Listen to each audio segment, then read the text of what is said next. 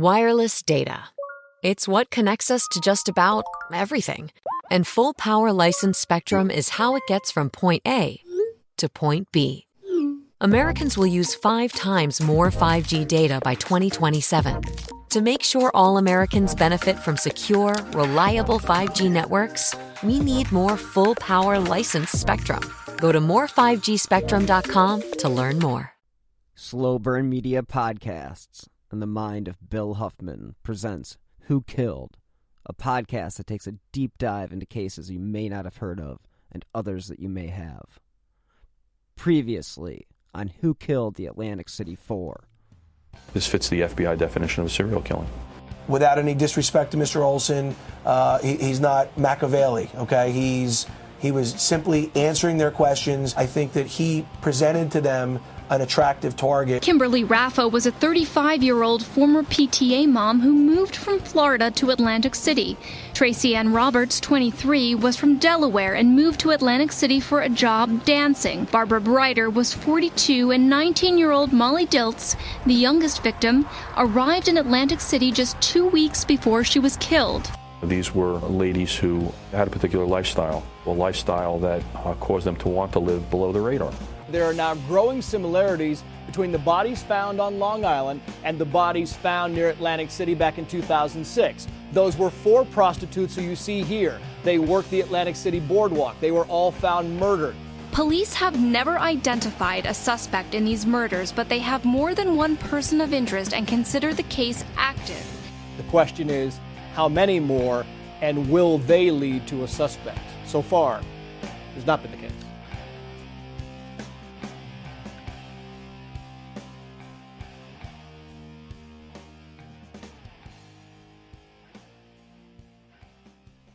Hello and welcome to this week's episode of Who Killed the Atlantic City Four. I am your host, Bill Huffman, and on this week's episode, I am joined by Nick from the wildly popular True Crime Garage podcast. We're going to discuss theories and suspects, and basically, he always has insight into these cases, so he is an excellent person to discuss Who Killed the Atlantic City Four. Before we get into the case, let's take a quick recap. There have been very few suspects. All the victims' backgrounds involved drugs and prostitution. No law enforcement agency ever offered a reward for information leading to an arrest, a move that could have appealed to those most likely to see something: the drug users and prostitutes who spent their days and nights on the Pacific Avenue.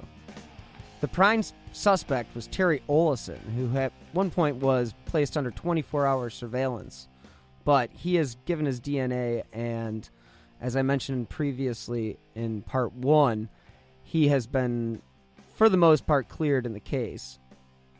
Now, Olson's attorney believes detectives were so convinced that his client had committed the crime that they neglected to pursue other avenues.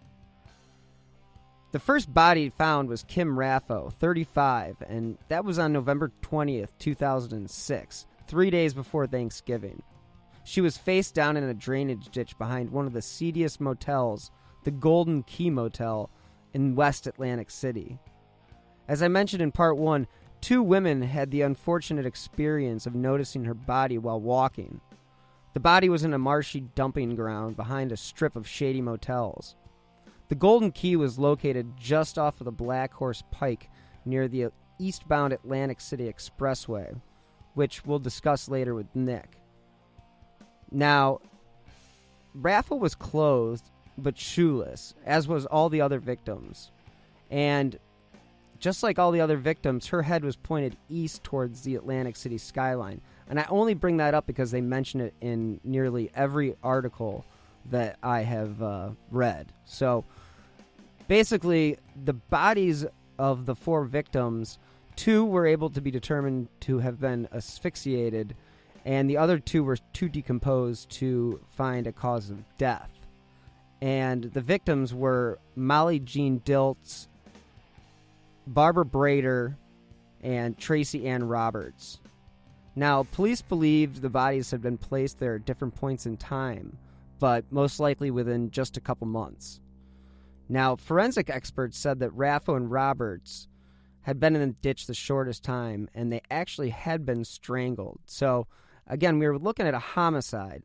So, with that out of the way, and all those perfunctory bits of information, let's jump into my conversation with Nick and see how he feels about the case and whether or not he has any theories about who could have committed this crime.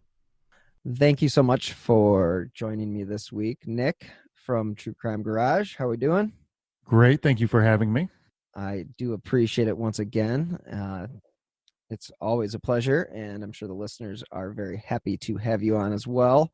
And, you know, this case is one of those cases that is just so bizarre because, and I wanted to talk to you about it because of the fact that it was such a headliner back when it first happened that, and then it quickly kind of dissipated.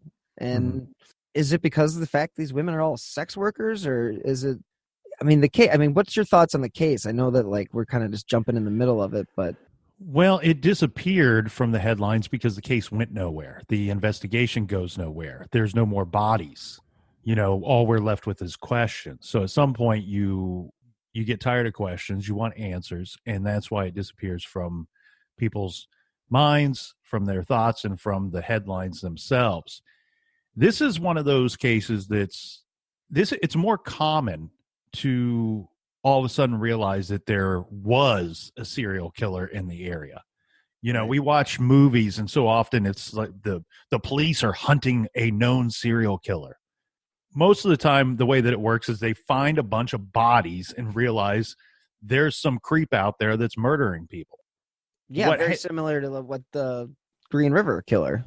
I mean, they didn't even know that was going on. Right, until the bodies started to... Well, they found one, and then they found like three more.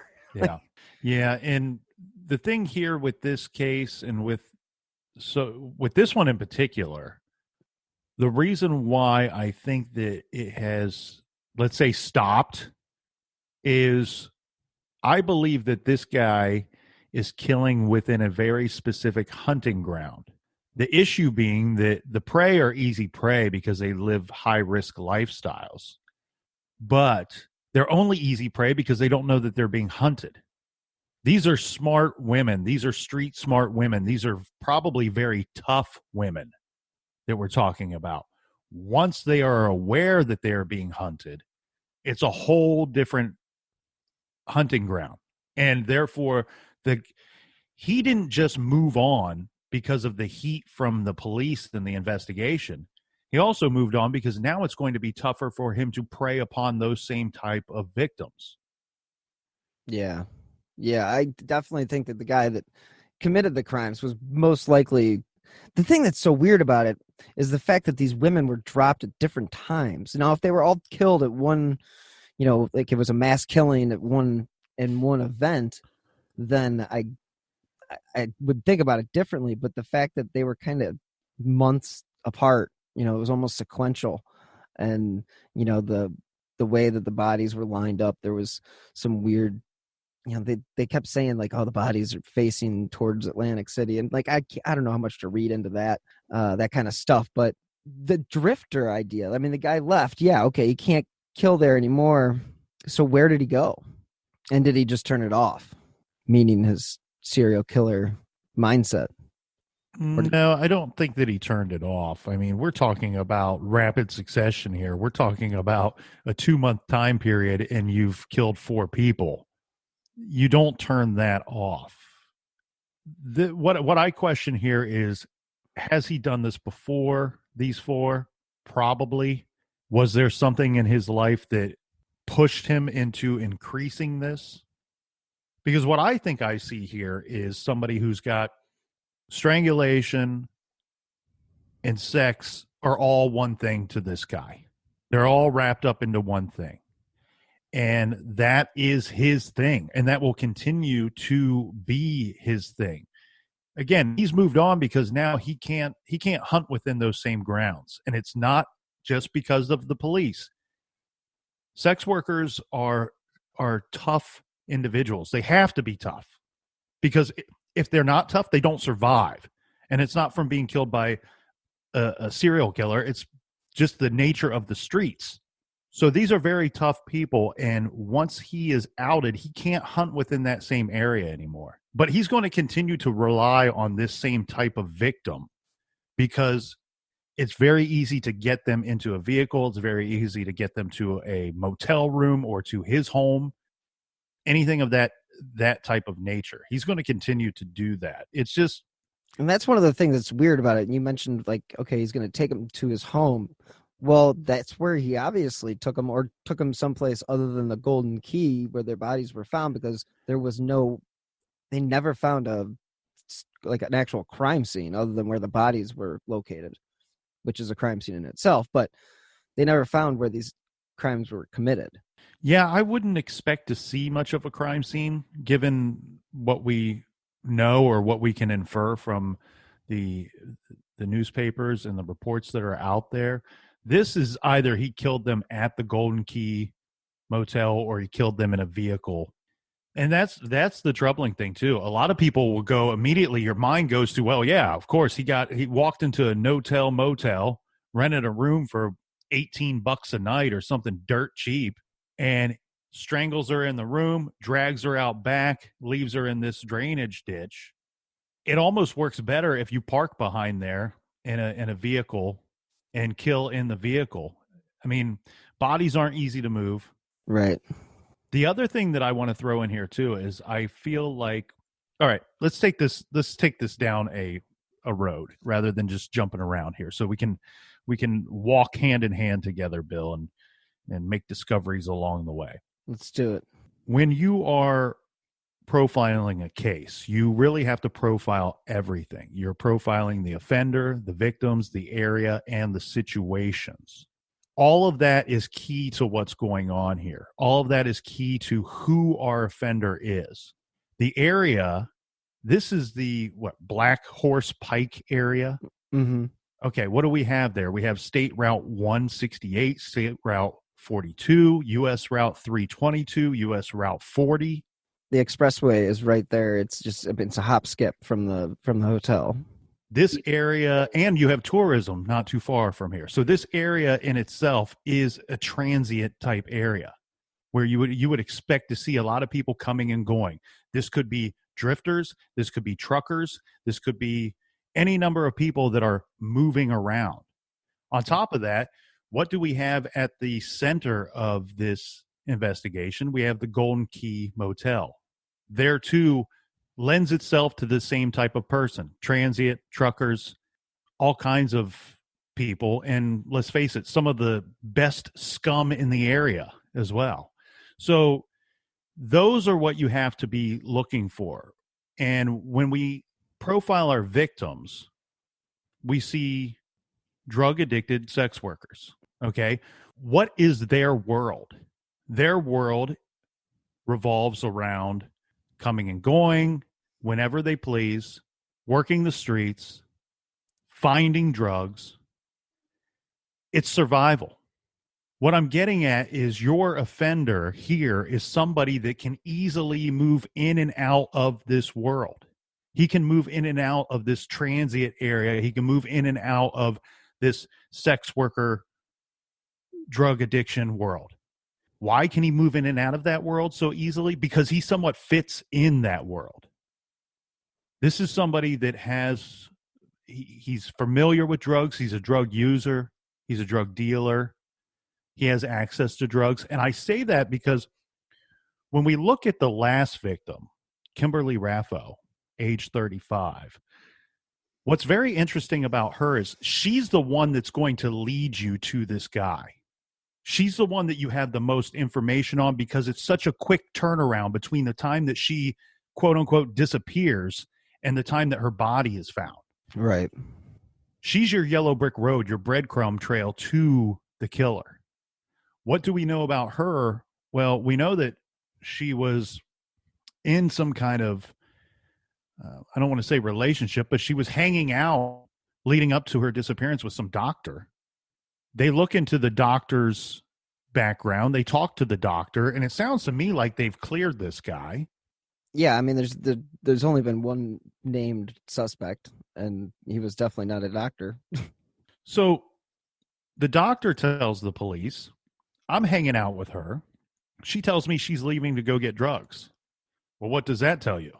The doctor has no drugs. The doctor has money. What is a sex worker out there doing? They're looking for money and they're looking for drugs. And that's it and that's all. They don't care about the customers or any of, the Johns or anything like that. They're looking for money and they're looking for drugs. She's only hanging out with the doctor because he has money. She only leaves the person who has money to go get drugs because the doctor does not have drugs. I think drugs is your connection and your power that this offender has over the victims. This is your way to lure them even into what they might consider to be a dangerous situation. These are very street smart women. Yeah, I was going to ask you, do you think that even with the knowledge that there was, like you said, he probably moved on to another area, but during the time that these women were disappearing, the women on the street were aware that so-and-so wasn't there anymore. And do you think that the drugs would have been enough of a factor to just been like, screw it, I'm taking my chance? Yes. And I go back to if they even knew that women were disappearing to begin with. This is such a quick period of time. We're talking, the information I have shows about roughly 2 months from start to finish. That's not a lot of time, especially when we're dealing with drug addicts. And here's the other thing with drug addicts. Okay. Almost all of them. What do we hear? You know what? Tomorrow I'm going to quit doing this shit.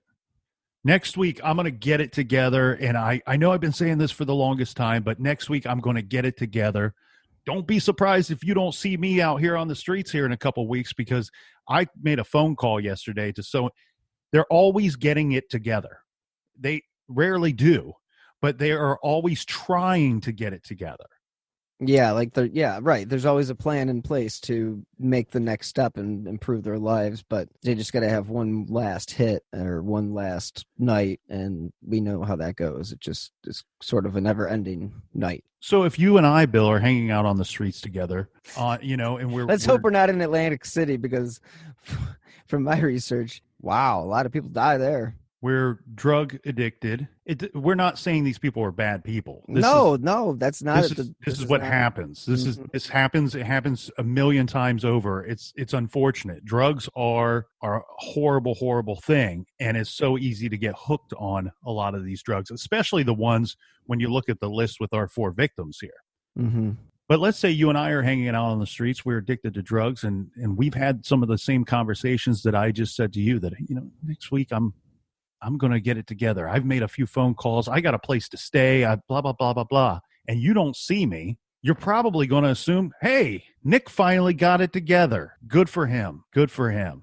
Mm-hmm. I hope I don't see him back out here. So nobody's really missing. Nobody's really missing in this situation. You're hoping for the best. When you don't know that there's a serial killer operating in the area, what are these women afraid of? They're street smart, but what they are worried about is being robbed, being raped, or being beat up. Of course, there's always a threat of being killed. There's a threat of being killed walking across the street. But that's not the conversations that they have. That's not what's on their minds. It's not until the bodies start turning up that that's what they worry about. The best way to locate this individual, the offender, would be you need to work and become friends with the streets and with the sex workers. That's the only way to find this guy. There's going to be other women that saw this guy with the women that are unfortunately no longer with us. And the problem with working with sex workers is it's on law enforcement side, not on the sex worker side. The street people don't trust law enforcement. Who can blame them? But there are ways, and there are people and personalities within law enforcement that can tear down those walls and can say, look, we aren't out here to make a little bust on somebody turning tricks or somebody who's got drugs in their pocket. We're looking for a very, very dangerous man.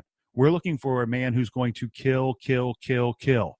That's who I am after. You know what unit I'm from? Homicide. I don't care about your drugs. I don't care about anything else that's going on. we're working together for your safety and for the safety of this community. It's definitely not, it's not their fault. I mean, it's drugs will do this. And we've seen it a million times. You've seen it in a million of the cases that you've covered or at least read about, that once they get you, And like you said, I mean, that's such a good observation about having a plan in place and just not being able to pin down the fact that somebody's actually missing. Because like you said, they're like it's like they're at a party that is going to end that night, and you don't ever see your friends necessarily leave that party, but you assume that they left and they got home safe and sound. It's kind of in that same vein, to simplify things. So I could totally see that being a case. I made an offhanded remark about Atlantic City being, very violent, but that is an extremely, you get off the strip, where the Golden Key was located is really shady. Well, and they were having problems at that motel, but also every one of the motels around the Golden Key.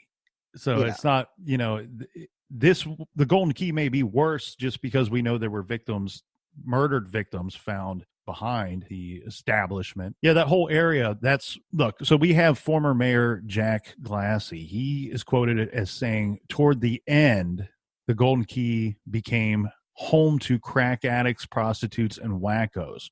When people hear the name West Atlantic City, that's what they think of. And he's exactly right. Now, they tore down the Golden Key Motel in 2015, which is a shame, because I was looking for somewhere adventurous to vacation, and I was trying to decide between Egg Harbor Township and Golden Key Motel, Baghdad. It looks like Baghdad it is, but I'll send you the link for the article for the reporter who actually did do that and reported on it, and it is quite an interesting story.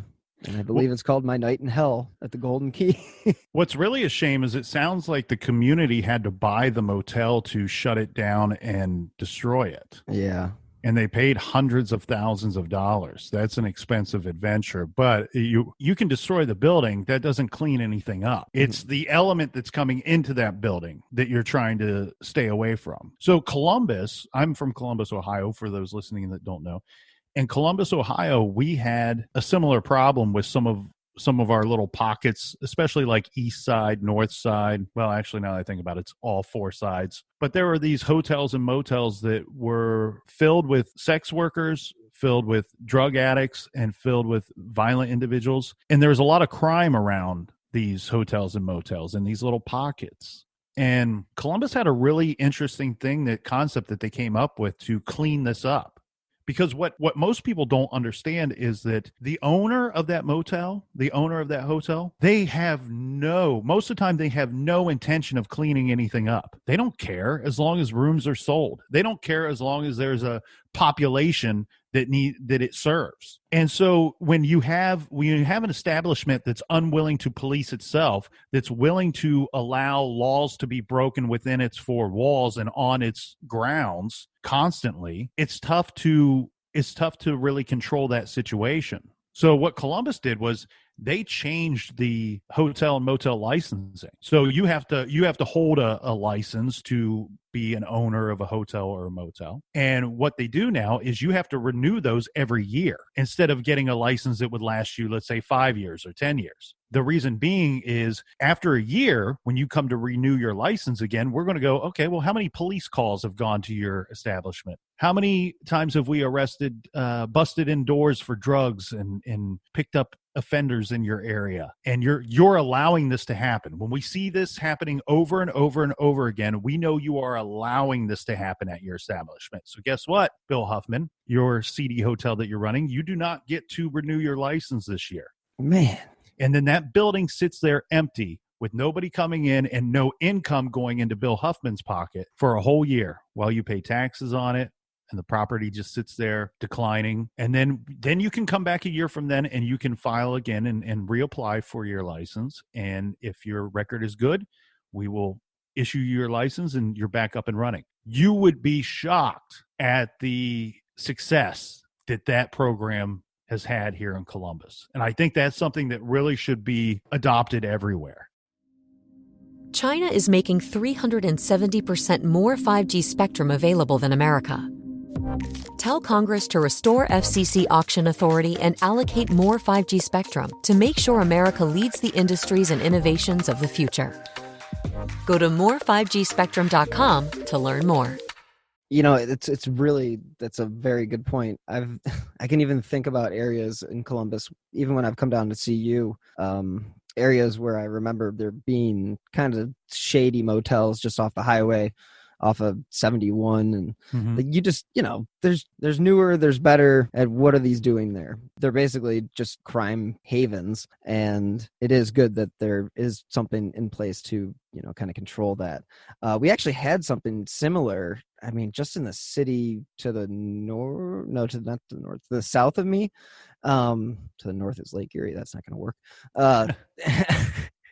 I don't want to name the city, but you know, they had a bunch of hotels or no-tell motels on their basically strip that they had to figure out how to get rid of. And I'm not exactly sure what route they went to get there, but I know that they've done that in a number of areas in the city of Cleveland. So I think there is sort of a push to limit that type of activity. Just to give you a little idea about that area, I was working at a liquor store at the time, and we were one of the few hotels that still no-tell, motel, whatever it was, existed next door to this liquor store. So needless to say, you can imagine we had a very eclectic clientele. It's not there anymore, luckily. So I had some personal experience with just dealing with just that type of, I mean, it's a bad problem. Now, don't get me wrong. I'm also not saying that everybody should be able to afford $100 a night motel, and not saying that there's anything wrong with that. It's just No, but the reason why the place is a problem is not because it's cheap. It's a problem because people are going there not for the reasons that somebody goes to a hotel that costs $100 a night. Most of them have very little intention of staying there for a night. If they are staying there for a night, it's because they want to get blacked out, drunk, or drugged up and shoot up. And again, the issue is we all know of these types of hotels or motels, and we go, oh, that place sucks, or I wish they wouldn't let so many dirtbags in there. But in reality, the place sucks because the owner says, you know what, this is my clientele and I'm making money, so I'm fine with it.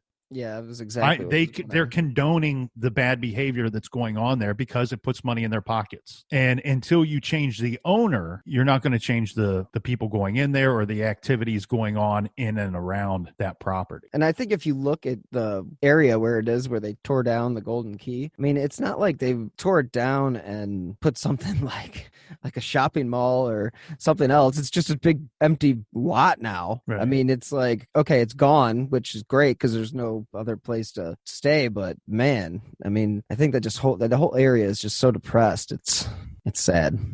Well, and I'll tell you what, I want to give that former mayor, Jake Glassy, a little bit of credit, too, because this is not a former mayor that lives in some fancy neighborhood that's just condemning an area. From my understanding, this guy lives like blocks away. So he's living it. You know, he's living in it. And it seems like he's led the charge against and for cleaning up that area. So anytime you have somebody who's willing to take that on, because I mean, you do have to deal with a lot of owners that basically are going to say, hey, you're trying to get rid of a place for low income people, and it's not what the goal is. The goal is to clean up the area to a degree where people feel safe to be staying. The title was The Motel from Hell, by the way, in the article, and I'll send it to you and I'll post it in the link in the show notes. But it was just a blight, and there's so many of those across the country. Just, I mean, you think about all the different cities, and I mean, yeah, we can think about New York City. We can think about blah, blah, blah. They've all got fabulous hotels, this, that, and the other. But think about middle America. Like you mentioned Columbus. Yeah, Columbus was probably a haven for that type of thing.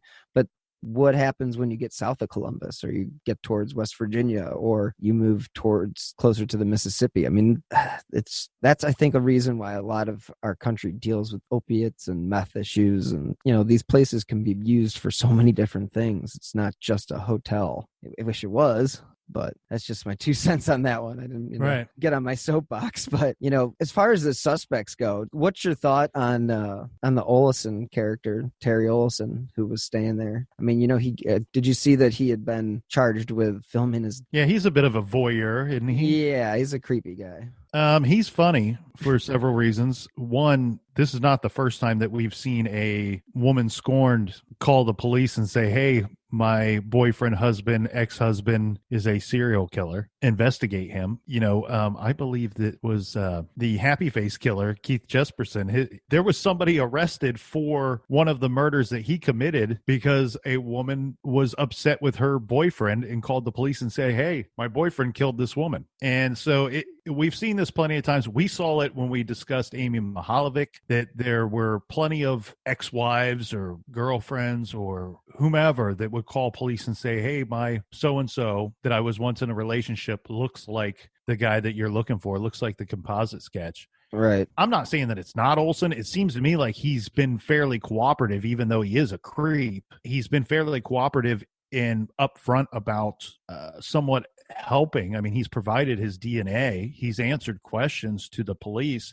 He's telling police, in my opinion, reading between the lines here, I think he's telling police, yes, I'm a creep. I'm a dirtbag. I videotaped or took snapshots of my girlfriend's daughter undressing, but I'm not a guy that would go out and kill 4 women. So I feel like it's not him. I feel like he's an interesting little story along the way here, but it's not him. I actually like this other guy a little bit more, but the problem with the other suspect that's been named, there doesn't seem to be much information out there. If there is, there's not much that I could find. What I was able to find was Christina Corbin from FoxNews.com had spoken with a prostitute named Denise Hill. She was, like a self-identified sex worker, and she had brought up the name Eldred Raymond Burchell, who called himself the Riverman. She thought, well, that's odd because that's what they called the Green River Killer, and yada yada yada. So she says, the sex worker says that she believes he's the one that killed it, and that he also confessed to her. Again, that's it. That's all. Like, that's one article, and everything I've seen is that the 2 people. You see some articles where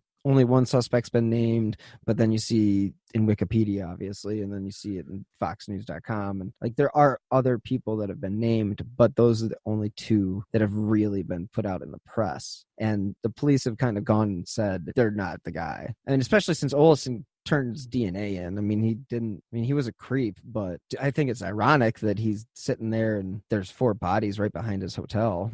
And that's just kind of like, what do you think about the dump, like that area, like where he was dumping the bodies? I mean, if he wasn't doing it at the Golden Key, do you think he just felt comfortable doing it there? I mean, or did you think that he was hoping? Because what I had read one time about this case was the different thing between the Long Island serial killer and the Atlantic City killer is that the Atlantic City killer wanted to get caught, just the way that they left the bodies. Okay, so talk about this? No, let's address that first. Okay.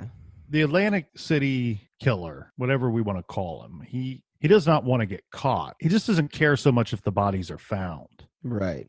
And that the reason being is for likely 2 reasons. One, he has very little connection to these women. There's not going to be anything other than a potential eyewitness that saw one of these victims get into a specific vehicle or saw this man with them leading up to their murder. That's the only connection. That's the only thing that's ever going to connect this guy to the victims. In the case of the Long Island serial killer, there could be trails left. There could be digital trails and digital footprints and thumbprints left along the way in those cases. As we know that there was a different way for the killer in Long Island to connect with the would-be victim than what we have here. What I see here is somebody that's meeting somebody on the streets, face-to-face meeting, let's do this, let's do that, and move forward with our arrangement. Yeah. And so neither one of these serial killers want to get caught. I actually believe, there's always been that myth that, somewhere down deep inside, they all want to get caught. And that's why they communicate with police, or that's why they do this or that or the other thing. No, that's wrong. Okay. In my opinion, the overwhelming majority of these guys do not want to get caught. Why? Because it stops them from what they love doing the most. Killing people. If I put you behind bars, who's your potential victim?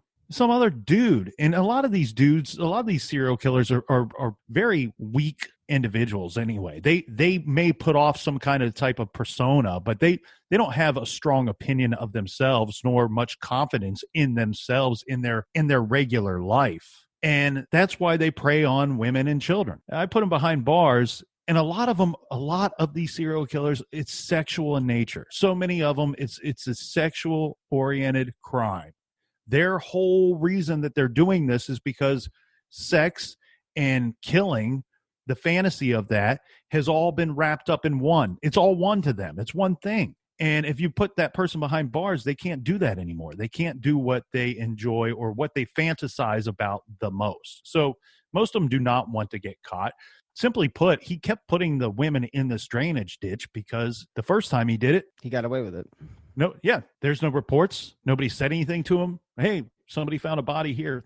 No, that didn't happen. So as a matter of convenience, you just do it again. And then what happens? They find the 4 bodies. Boom, no more bodies. The question I have for you, and I'm sure there's probably somebody out there listening that could better answer this than, well, I shouldn't say better answer it than you because I don't know your knowledge of the case. But one thing I found weird, and you and I have spoke to this before, when you look into some of these cases, things that certain details of the case should be just how they are, but they can be reported different ways. I saw several reports that stated that the women were found face down. So and then there's other reports where they were like propped up. And I'm guessing that means like almost in a sitting position. The way that I interpreted those descriptions was they were laid on their stomachs and their heads were facing towards the city, like the downtown Atlantic City. Again, Right. I don't know how much, to wait to put into that observation from the police, but it's just one of those things that is referenced in so many different freaking articles. And I don't know if it's just a talking point that they just kept saying over and over again in a press conference, which you find a lot of times the same things because that's what they'll do. They'll like concentrate on this. And so you find a lot of the same articles focused on the same thing. I really like John Kelly, and I think that what's fascinating on this case too is his profile. What's the name of his company? Stalk. Yeah, Stalk. So Stalk, him and his friends, and these are all reputable former law enforcement individuals, and they've sat together and talked about this killer and talked about the victims in the area and have come up with a rather extensive profile on this individual. And I like John Kelly's work. What I'm wondering here, and I don't know the answer to this, is what information does Kelly have and his team have to formulate this profile? Is it just the same as you and I, where we're reading newspaper articles and whatever's been released to the public, or does he have direct info from the investigation itself? Yeah, that's kind of the way that I feel about it. I think he's probably got an inside source. I know a couple articles I read on NewJersey.com that there were some people in the police force that were talking, but they were not being named, obviously. So that leads me to believe that there is, I don't want to say a leak because that makes it sound like he's doing something wrong, but somebody that he's getting information from. Now, the thing about Kelly, which I find so odd, and this is something that I was wondering if you think this is weird, there was never a reward offered for any information on this case until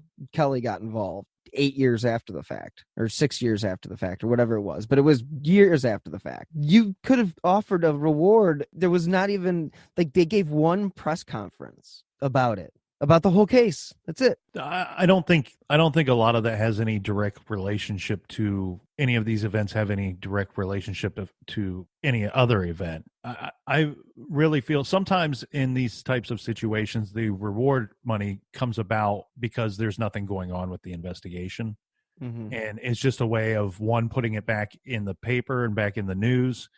And it's also your potential witnesses here could very easily be motivated by $25,000. That's where I was kind of going with that. And that's just and people that may not trust law enforcement might be willing to trust law enforcement for $25,000. Right. It's the same as what we just spoke about the poor woman out on the street that is going to have to take on a John for the afternoon or for a couple of hours. What is she afraid of before these bodies turn up? She's afraid of being robbed, raped, or beat up. Right. But guess what? Oh, dangerous situation. I'm too smart to put myself in a dangerous situation. Oh, you want to tie me up? Oh, you're into choking and you want to put something around my neck while we're having sex? Oh, I don't do that. Oh, not only do you have money, but you also have drugs too, the drugs that I love. Go ahead, put that thing around my neck. It's the same. It's the motivator. It's the cheese in the mousetrap, man. And I really believe that this offender walks in and out of this world very easily. He fits into this world. If they were staying at the motel, we're not talking about. I know we keep calling it a no-tell motel, but guess what, dude? You own this place and people are turning up dead. You better tell us something. But the owner has nothing to say because if they are staying there, the victims fit the motel. The offender fits that motel. Nothing stood out about him. Kim Raffo, the turnaround time between she was last seen and when she turns up dead behind the motel is so quick. What is it, 24, 48 hours, something like that? Yeah, it's pretty. There's a pretty quick turnaround. Yeah, so if they stayed at that motel and if this dude stood out, if this dude was a doctor, if this dude was a big time lawyer who goes and slums it every now and then, the vehicle would stand out. The vehicle would stand out. His appearance would stand out. His clothing would stand out. Absolutely. This is a dude that fits in this world. He looks like a drug addict because he is. He looks like somebody that stays in a $15 a night motel because he does, even when he's not killing. His vehicle that stayed parked behind the motel while he was dumping a body in your drainage ditch doesn't look out of place because there's been vehicles that look just like that one in that same area. He fits the world. And that's why he also doesn't stand out to the other working girls. He doesn't have a name or a reputation within those circles. If he did, they would know about him. Gary Ridgway didn't. He was going back to the same streetwalkers over and over and over again for decades. And guess what? Nobody ever reported him to police, even though the girls were working with police on the down low. They never reported him because his vehicle fit into the area. He fit into the area. He didn't look menacing. And guess what? If he threatened any of these women, he made sure that he made sure that he killed them. They didn't go back and report it to any of their friends. The thing that scares me about this other guy, Burchell, Eldred, I'm looking for his name here. I have it in my It's notes. Eldred Raymond Burchell. The thing that scares me about him is what very little we know about him is a lot of what I've been saying. He's in the world. He's reported by another sex worker. Yeah, and the last report of him from that sex worker is from that same article is that his whereabouts are currently unknown. Right, because he's had to move on to another hunting ground. And for him to call himself, if this is in fact true, if he's calling himself the Riverman, that is scary in itself. That's not, the Green River Killer is what most people on the streets or most people would know Gary Ridgway to be. The Green River Killer. He doesn't call himself the Green River Killer or the River Killer. Mind you, these bodies, the 4 Atlantic City victims, are all found in or near water, and he's going around calling himself the Riverman. The Riverman was the name that Ted Bundy gave to Gary Ridgway before Gary Ridgway was known to be the Green River Killer. Because we all know Ted Bundy wanted to manipulate the system and save his own ass and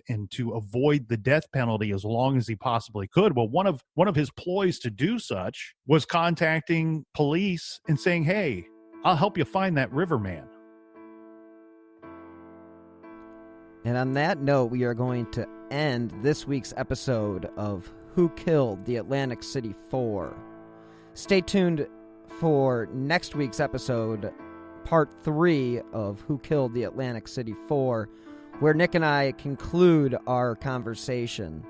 Again, we ended up talking for a significant amount of time, so it was better to break it into 2 episodes. So, again, I really do appreciate you guys tuning in this week.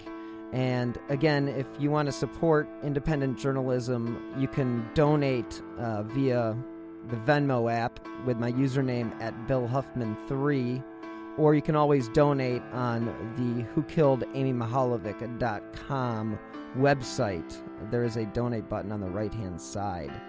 Any amount is appreciated, and it really does help keep this show running. So if you enjoy this podcast, please leave a 5-star review on Apple Podcasts or wherever you listen to your favorite shows.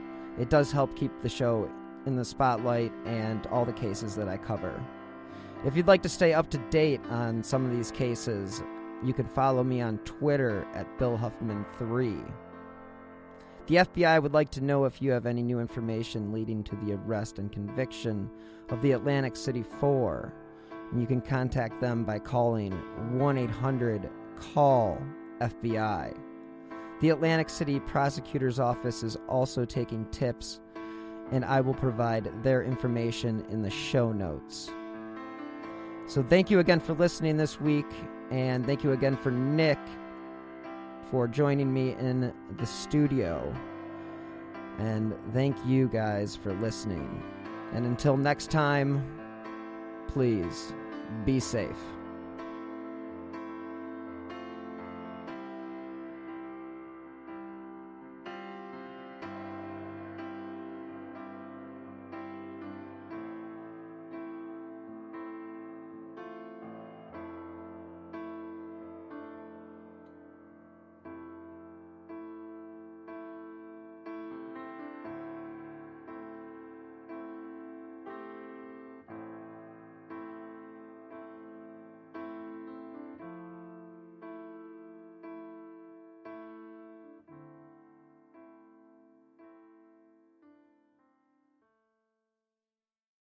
Hi, podcast listeners. I'm Carol Costello, a former CNN anchor and national correspondent. This January, I'm launching a podcast about one of the first cases I ever covered as a journalist. It's one that stuck with me all of these years, the one that buried itself under my skin and stayed put. It's a true crime series about an amazing woman named Phyllis Cottle, who defied torture and death and brought a fierce rage to the quest to find her attacker. Carol Costello Presents Blind Rage is a production of Evergreen Podcasts and signature title of the Killer Podcast Network. Listen and subscribe wherever you get your podcasts. Discover more great true crime and paranormal programming at killerpodcast.com. Hear Her Sports is a podcast for everyone who loves stories by and about women striving to improve and make a difference in their lives. I am your host, Elizabeth Emery, a former professional cyclist. In every episode, I introduce a female athlete or woman in the business of sport through a thoughtful conversation about who they are and the terrific work they're doing. My guests and I explore the glorious and frustrating issues in sports, history, equity, training, nutrition, and so much more. Join us for inspiration, for community, and for love of being a strong, athletic woman.